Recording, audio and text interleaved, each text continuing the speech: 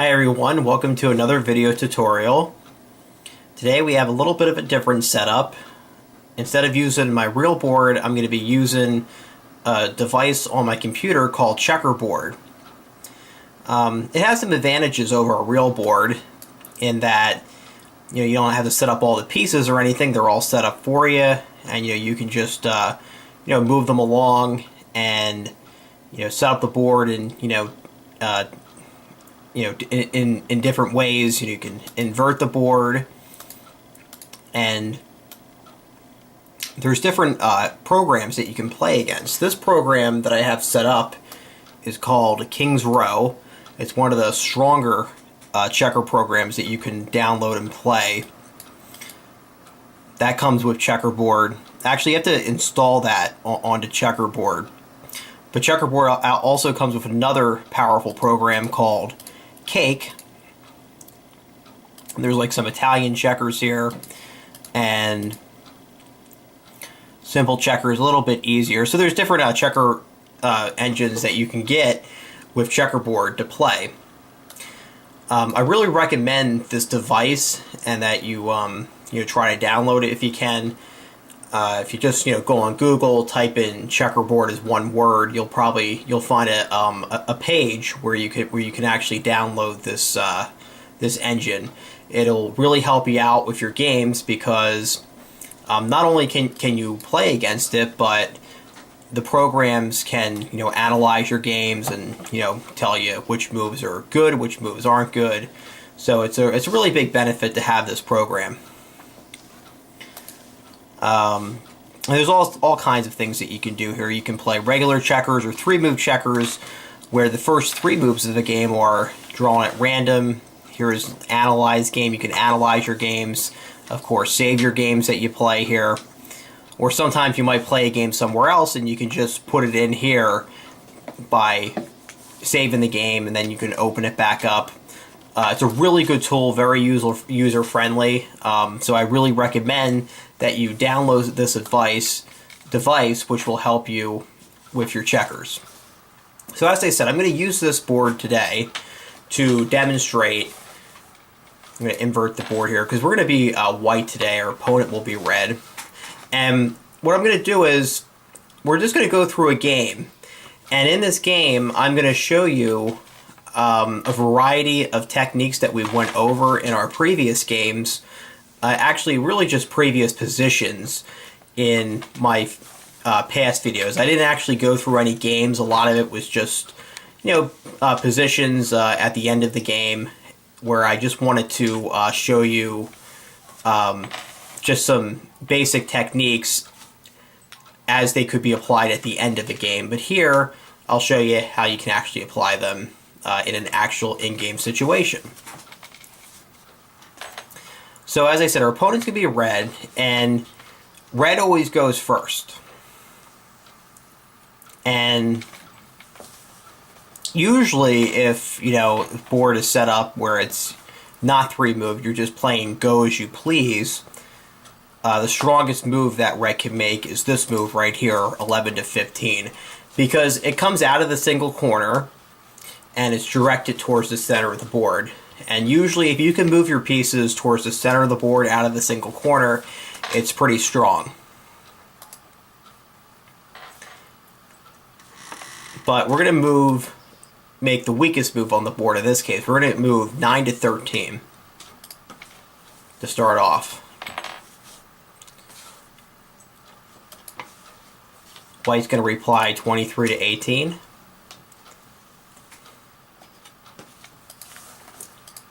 $10 to 15 for red.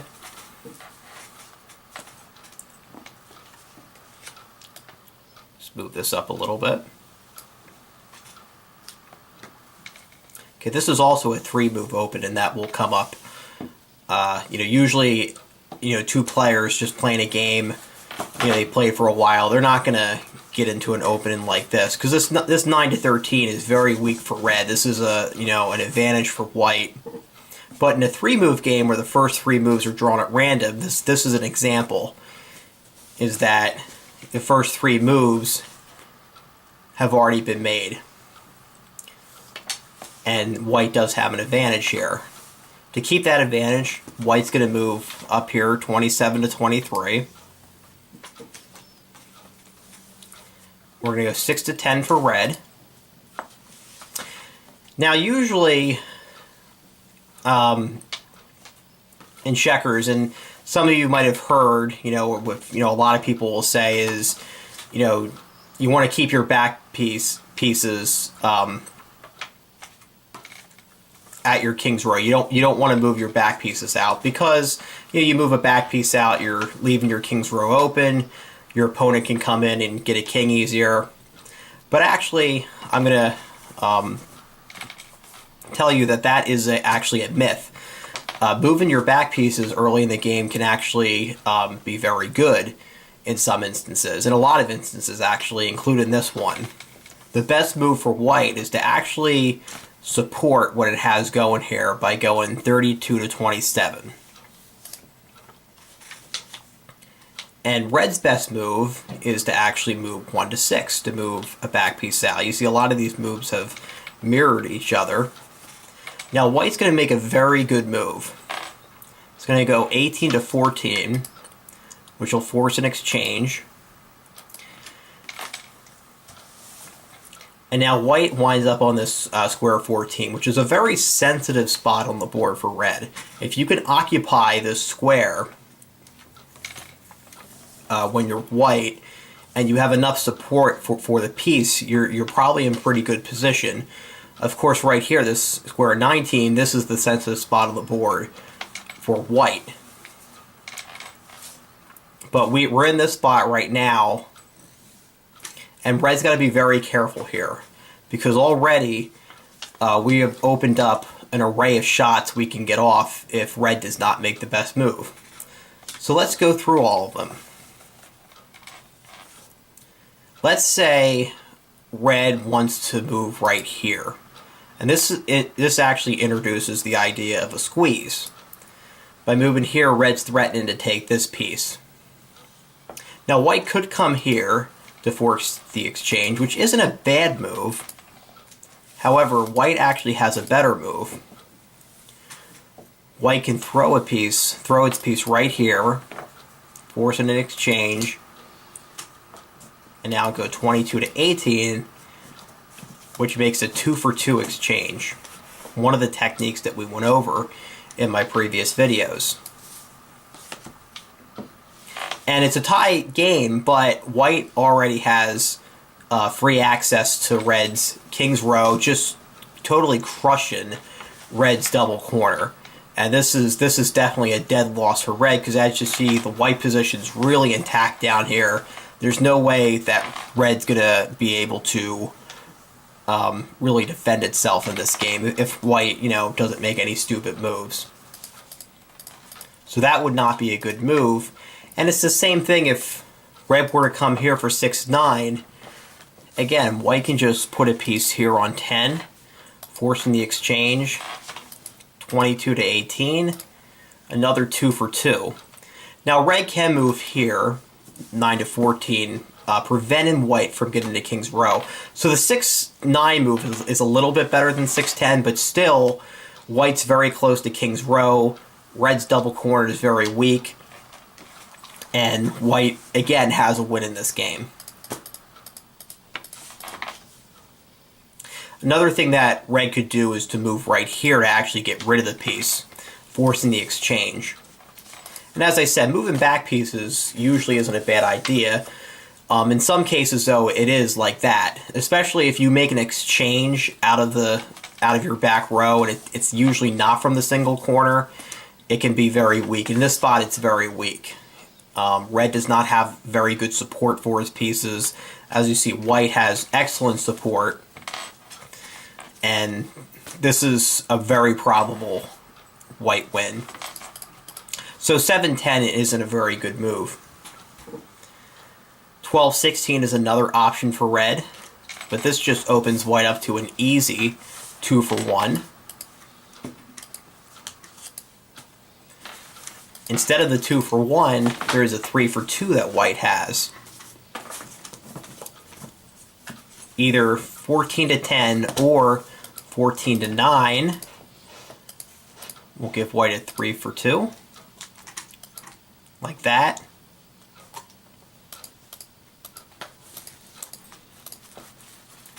And let's say red were to move here.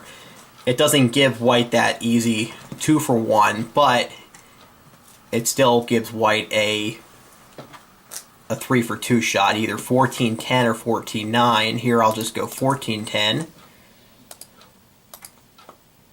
And this gives white the 3 for 2. And you got to be careful. In this situation, of course, white has the 3 for 2. Let's just say, white doesn't see that. They're going to say, okay, well, let's just force an exchange here. The double wouldn't be a bad idea, but if white were to go here, now, all of a sudden, red actually has a move to win. Red can go 13-7, forcing the exchange 6-9, but now getting 2 pieces back, and then ultimately an extra piece and the king, because now this elbow is going to be broken up. And then red jumps in for the king. So you always want to be careful in checkers. These elbows can be very, very dangerous when there's no support behind it like this. Because if this piece on 23 is removed, red can just double jump down. And red makes a very good move, moving 13-7, setting up the double. And then eventually white has to jump. And as you saw, red was able to double jump back for the king.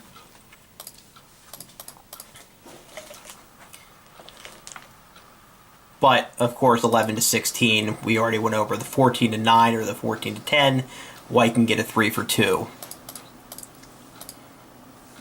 Okay, so white was here. So there's really only one good move for red.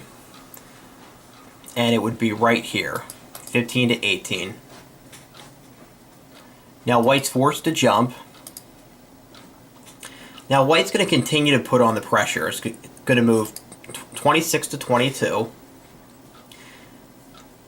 Now, out of instinct, a player that's not familiar with this line might think, well, maybe 7-10 would be the best move. And in this case, we'll just try, or not 7-10, 7-11 would be the best move, because now it'll just force another exchange. But now white has a very good move by moving 14-10. We're going to force red to jump, again occupying this key square 14. And now threatening to advance for a king. So red's going to move right here, 3-7, to block that. White's going to move 25-22. Now there's multiple moves that red has. For the sake of this position, we're just going to have red move 12-16, trying to attack the white double corner. It actually doesn't seem like red's in very bad condition here, because it does have some pressure on the white double corner. This piece is a little bit vulnerable, but white actually has a very neat shot. And if you watched my last video on the in and out shot, this might look a little familiar to you. White can move right here, 22-17, forcing an exchange. White can force another exchange. Do you see the in and out shot now? 31-26. And now moving here, 24-20. Red has to jump, now giving up 3 pieces, but now white's going to get back 3 pieces itself. And we'll just say it's going to come here to block, 11-8. And white's going to gain a piece back.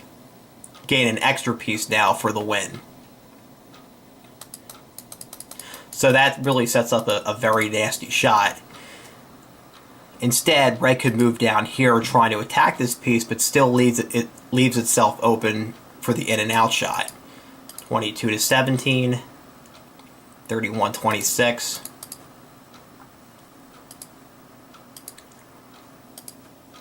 And either way, whether it jumps to 3 or to 1, even though the possession is even, white has a win in this position because it has a king, and red's too far back from king's row to really be able to get into a draw-in position.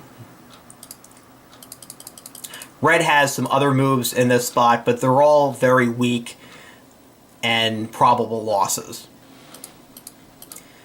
So we have to go back if we're red.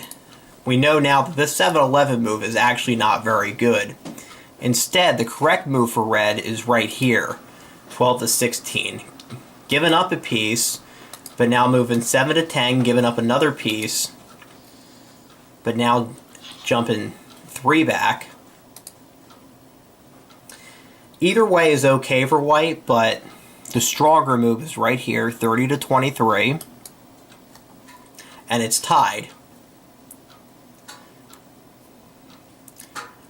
Now, out of instinct, the red player might want to move right here, 13 to 17, because it's attacking the single corner right here, trying to possibly get into king's row here.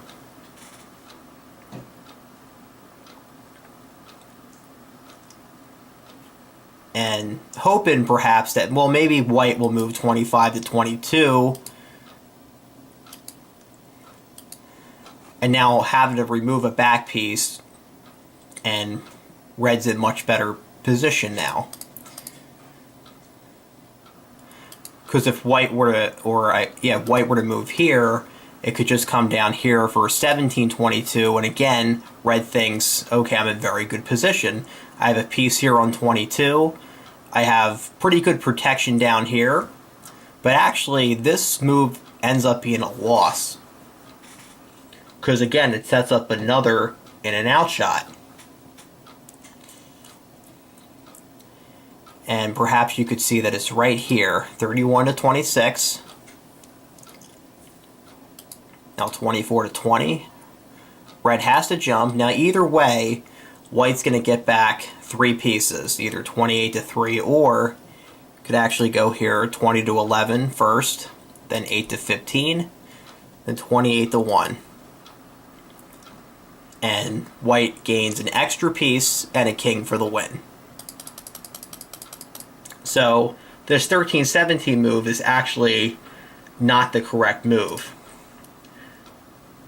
because as we just went over, 25 to 21, 17 to 22 sets up the in and out shot. Now red could try, say, the 2 for 7. Maybe he has a plan in mind. 21-14. Now red thinks, well, now I can squeeze. This is the squeeze idea again. But all white has to do is to come in either 24 to 20 or 24 to 19. Red jumps, and now white gets 2 back. An extra piece, a king, and the win. So red had a pretty good idea in mind trying to get a squeeze, but white was going to get 2 pieces back because white had a squeeze itself. So let's just say, again, red moves 2 to 7, white jumps, and now instead, let's say red tries to move here. Okay, now white can't get a squeeze, and red still has a plan in mind. Red's going to try to move 6 to 10 to get this piece back, but white has support with this piece on 29. It's going to move 29, 6 to 10, and there's the support. White has an extra piece still and the win.